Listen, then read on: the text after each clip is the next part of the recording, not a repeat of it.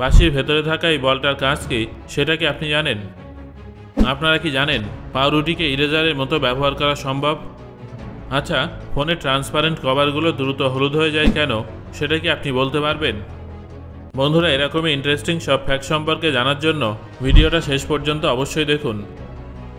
Number 1, বন্ধুরা আপনারা কি জানেন 1982 সালের স্মার্ট ওয়াচে টিভি দেখা যেত? এটা হলো সিকোর টিভি ওয়াচ, যেটা 1982 সালে লঞ্চ করা হয়েছিল, যেখানে টিভির সঙ্গে সময়ও দেখা যেত। তবে সেই ঘড়িটার সঙ্গে একটা সেটআপ ছিল যেটাকে পকেটে নিয়ে ঘুরতে হতো, কারণ সেটা ছাড়া ঘড়িতে টিভি অন করা যেত না। আসলে সেই সেটআপটা সিগন্যালের কাজ করত। নাম্বার 2, এখন আপনাদের একটা গুরুত্বপূর্ণ জিনিস জানাবো। অনেক সময় ঘুরতে গিয়ে ছোট বাচ্চারা হারিয়ে যায়, তাই যখনই বাচ্চাদের নিয়ে কোথাও ঘুরতে যাবেন তাদের জন্য একটা ব্রেসলেট বানিয়ে নেবেন, যেখানে আপনার ফোন নম্বর লেখা থাকবে। এর ফলে আপনার বাচ্চা হারিয়ে গেলে আশেপাশের লোকজন আপনার ফোন নম্বরে ফোন করে তাকে আপনার কাছে ফিরিয়ে দিতে পারবে। নাম্বার 3, আপনারা কি জানেন পাউরুটিকে ইরেজারের মতো ব্যবহার করা সম্ভব? আগেকার সময় পেন্সিলের লেখা ওঠানোর জন্য পাউরুটি ব্যবহার করা হতো। হ্যাঁ বন্ধুরা, আপনারা একদম ঠিকই শুনেছেন। কিন্তু তারপর রাবার আবিষ্কার হয় এবং জানা যায় যে রাবার পাউরুটির তুলনায় 20% বেশি টেকসই। তারপর থেকে পাউরুটির জায়গায় রাবারের ব্যবহার শুরু হয়ে যায়। নাম্বার 4, আপনারা অনেকে হয়তো সুরক্ষিত থাকার জন্য মাস্ক ব্যবহার করেন, কিন্তু আপনারা কি জানেন এই ব্যক্তি সুরক্ষিত থাকার জন্য সাপকে মাস্কের মতো ব্যবহার করেন? এটা ইংল্যান্ডের একটা ঘটনা। সেখানে এক ব্যক্তি বাসে বসেছিলেন এবং তার গলায় একটা সাপ ছিল। তিনি মাস্ক না পরায় অথরিটির তরফে তাকে জানানো হয় যে মাস্ক পরা বাধ্যতামূলক। তখন তিনি ওই সাপটাকে মুখের মধ্যে বেঁধে নেন। এখানে সবথেকে বড় প্রশ্নটা হলো, এত বড় সাপের সঙ্গে তাকে বাসে ওঠার অনুমতি কে দিল? নাম্বার 5, আগেকার দিনে মানুষ মৃত সৈনিকদের দাঁত তুলে নিত। বর্তমান সময়ে কারোর নতুন দাঁত লাগাতে হলে প্রস্থেটিক দাঁত লাগানো হয়, যেগুলো আর্টিফিশিয়াল হয়ে থাকে। কিন্তু আগেকার সময় সেই সব দাঁত সৈনিকদের থেকে নেওয়া হতো। সৈনিকদের মৃত্যুর পর তাদের দাঁত বের করে নেওয়া হতো এবং তার মধ্যে থেকে ভালো দাঁতগুলো বেছে নিয়ে সেগুলো অন্যদের লাগিয়ে দেওয়া হতো। নাম্বার 6, আপনারা হয়তো খেয়াল করেছেন যে রাস্তার দুই ধারে ভিন্ন ভিন্ন ধরনের গাছ লাগানো হয়, তবে এই গাছগুলোর মধ্যে কোনো ফলের গাছ কিন্তু থাকে না। এটা কিন্তু একেবারেই ঠিক নয়। আমার তো মনে হয় আমাদের প্রত্যেকের নিজের এলাকার রাস্তার চারপাশে ফলের গাছ লাগানো উচিত, যাতে গাছে ফল হলে সেই ফল সবাই খেতে পারে। আশেপাশে যদি প্রচুর ফলের গাছ থাকে তাহলে দরিদ্র মানুষেরাও সেই ফল খেয়ে পেট ভরাতে পারবে। নাম্বার 7, আপনারা যারা ট্রেনে যাতায়াত করেন তারা এই ফ্যাক্টটা ভালোভাবে বুঝতে পারবেন। সাধারণত ট্রেনে সফর করার সময় আমাদের প্রচণ্ড ঘুম পায়, আর ট্রেনে ঘুমটা ভীষণ স্যাটিসফাইং হয়ে থাকে।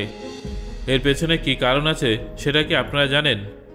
আসলে ট্রেনের সিটগুলো সারাক্ষণ নড়তে থাকে, তবে ট্রেনের স্পিডের তুলনায় সেটা অনেক কম নড়ে, কারণ সেগুলো বিশেষভাবে তৈরি করা হয় যাতে ট্রেন যত স্পিডে চলুক না কেন ট্রেনের সিট খুব বেশি না নড়ে। ট্রেনের সিটগুলো 1.2 হার্টজ স্পিডে নড়ে, যেটা আমাদের স্বাভাবিক হার্টবিটের সঙ্গে ম্যাচ করে, তাই আমাদের সেখানে কমফোর্টেবল লাগে।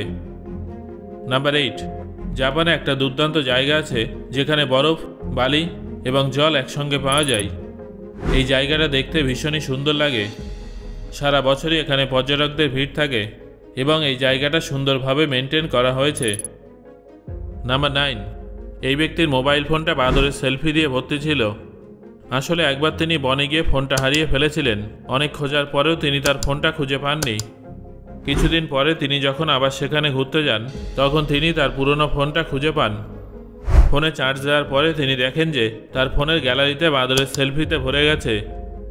আসলে ফোনটা ভুলবশত বাদরের হাতে চলে গিয়েছিল। তারপর তারা এত বেশি ছবি তোলে যে ফোনের গ্যালারি ফুল হয়ে যায়। সবারই তো একটু সেলফি তুলতে ইচ্ছা করে, তাই না? নাম্বার 10, দুধের প্যাকেট কাটার সময় এই ছোট্ট প্লাস্টিকের যে অংশটা আপনারা বাইরে ফেলে দেন সেটা 1000 বছরেও কিন্তু ডিকম্পোজ হবে না।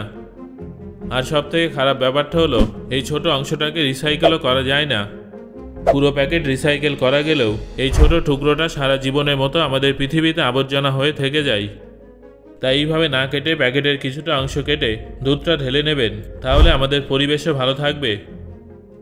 নাম্বার 11, আপনারা অনেকে বাঁশির ভিতরে এই বলটা তো নিশ্চয়ই দেখেছেন। সাধারণত এইসব ধরনের বাঁশির মধ্যেই এরকম বল থাকে, কিন্তু এই বলটার কাজ কি জানেন? এই বলটার একটা নয় বরং দুটো কাজ আছে। সবার প্রথমে পিচের মধ্যে ভ্যারিয়েশন তৈরি করে, মানে আপনি যখন সিটি বাজাবেন তখন একই ধরনের সাউন্ড আসবে না। এর পাশাপাশি এই বলটা সিটির পালসকেও কন্ট্রোল করে। নাম্বার 12, টুথপিকের নিচে থাকা এই ডিজাইনটার কাজ কি জানেন? আপনারা অনেকে হয়তো এই ডিজাইনটা খেয়াল করেছেন। এই ডিজাইনটাকে আপনারা চাইলে ভেঙে ফেলতে পারবেন। আসলে এটা একটা স্ট্যান্ডের মতো করে বানানো হয়েছে। ধরুন আপনি দাঁত পরিষ্কার করলেন, তারপর আপনি কিছুক্ষণের জন্য টুথপিকটা রেখে দিতে চান, তখন আপনি সেটা ভেঙে কিছুক্ষণের জন্য এইভাবে রেখে দিতে পারেন। এর ফলে টুথপিকটা মাটিতে টাচ হবে না এবং আপনি সেটা পুনরায় ব্যবহার করতে পারবেন। পাশাপাশি এটা টুথপিককে গ্রিপ প্রদান করে, যার ফলে টুথপিক আমাদের হাত থেকে পড়ে যায় না। নাম্বার 13, একবার এক ব্যক্তি নিজের 10 কেজি ওজন কমিয়ে ফেলেছিলেন। ওজন কমানোর পরে সেই ব্যক্তি চুরি করেন।